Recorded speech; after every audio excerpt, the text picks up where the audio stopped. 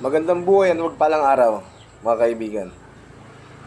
At maraming salamat sa mahal na Panginoong lumikha at kay Jesucristo at binigyan pa tayo ng buhay.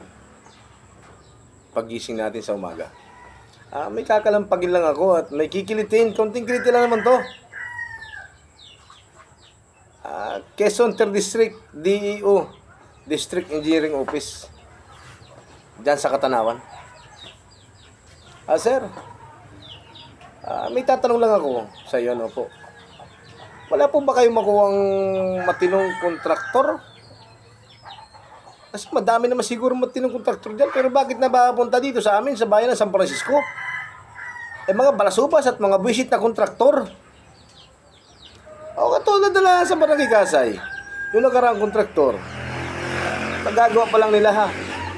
Wala pa isang buwan. Giba na ang kalsada. Dito sa Manipay 1, Manipay 2. Sinira ang kalsada, binakbak ang kalsada, papalitan ng bago. Matagal trabahuin. Isang buwan o 2 buwan, kulang-kulang 2 buwan na nakatingga. Bago nila magalaw, matagal. Tapos yung trabaho nila ay ampaw pa. Namumugmog. Parang hindi marunong magtimpla ng siminto. Mas magaling pa yung magtimpla ng espalto. Taon na, dekada na.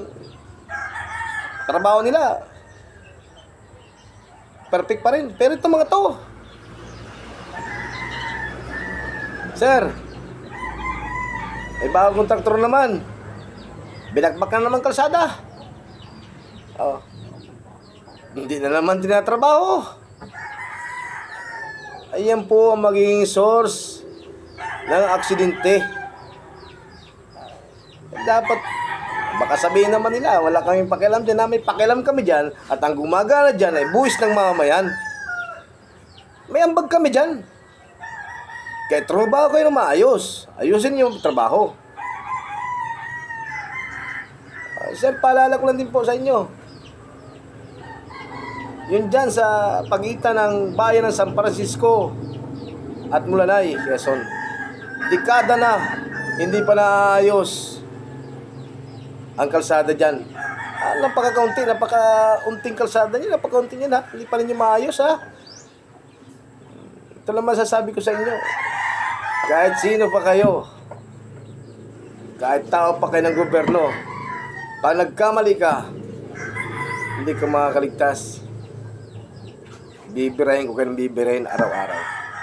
Yan po ang pagkatandaan ninyo, kahit anong mangyari. Dahil malaya akong magsabi ng dapat at nararapat na pawang katotohanan lamang po.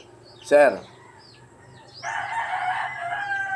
District Engineer, pakiayos po ang inyong mga kontraktor. Mamili po kayo ng matinong kontraktor, hindi mga buwisit na kontraktor.